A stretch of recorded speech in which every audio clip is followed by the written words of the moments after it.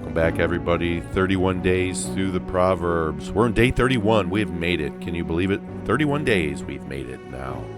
And boy, take a look at this default background picture here. The thumbnail, both for the video and the background, as we go through the text. Someday, brothers and sisters, he will return and he will take his rightful place as a commander of this entire world. Someday it will occur. Every knee shall bow. If you don't believe it, go read Acts 4:12. It talks about of Christ, that there is no other name in heaven by which we may be saved. That's the name of Jesus. It's not a pluralistic religious society. It's a Jesus society. Someday it will be, and he will be the cornerstone once again of everything that is here. We look forward to that day. Until then, we persevere and we move forward. So let's take a look at what the text has for us today. Proverbs 31 today we'll be going through. And it's, when you think of Proverbs 31, you probably think of the Proverbs 31 woman, because that's what we think of with the text itself. There's a little more in there, but we'll hit that as well because that's the majority of it. So let's jump into the text. Proverbs 31. The words of King Lemuel, the oracle which his mother taught him. What, O my son, and what, O son of my womb, and what, O son of my vows? Do not give your strength to women, or your ways to that which destroys kings. It is not for kings, O Lemuel. It is not for kings to drink wine, or for rulers to desire strong drink.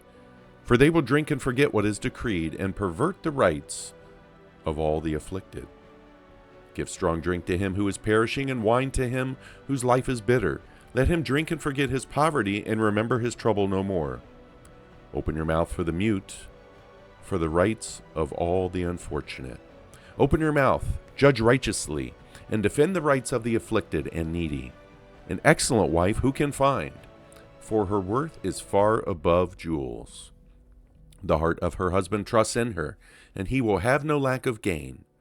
She does him good and not evil all the days of her life. She looks for wool and flax, and works with her hands in delight. She is like merchant ships. She brings her food from afar. She rises also while it is still night, and gives food to her household and portions to her maidens. She considers a field and buys it. From her earnings she plants a vineyard.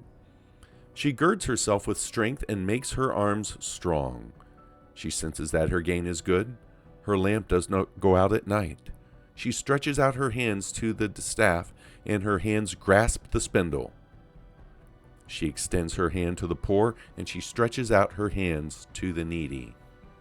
She is not afraid of the snow for her household, for all her household are clothed with scarlet. She makes coverings for herself. Her clothing is fine linen and purple. Her husband is known in the gates when he sits among the elders of the land. She makes linen garments and sells them, and supplies belts to the tradesmen. Strength and dignity are her clothing, and she smiles at the future.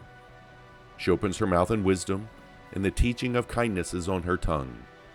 She looks well to the ways of her household, and does not eat the bread of idleness. Her children rise up and bless her, her husband also, and he praises her, saying, Many daughters have done nobly, but you excel them all. Charm is deceitful, and beauty is vain. But a woman who fears the Lord, she shall be praised. Give her the product of her hands, and let her works praise her in the gates. Proverbs 31 today. Yeah, we've made it to the end. Key verses here. Clearly it had to be from the last section, as Proverbs 31 deals with the godly woman. And look at verses 30 and 31. Charm is deceitful and beauty is vain, but a woman who fears the Lord, she shall be praised. Give her the product of her hands, and let her works praise her in the gates. Two aspects here as we look at verse 30. Clearly it's focusing on how she acts and how she looks. Okay, great beauty is fleeting, as we read in other places. And it is. It's here for a while and then it's gone. Fast forward, if you're in your 20s, maybe you look fantastic. Fast forward 60 years, you're going to be 80. And now you will be defined by your acts, not your beauty. And your acts of godliness should overshadow the beauty that you had throughout your life. Notice also charm is deceitful. The charm of any person, a woman or a man, right? You have to be cautious, because if they're charming, what are they hiding? So you must be cautious there.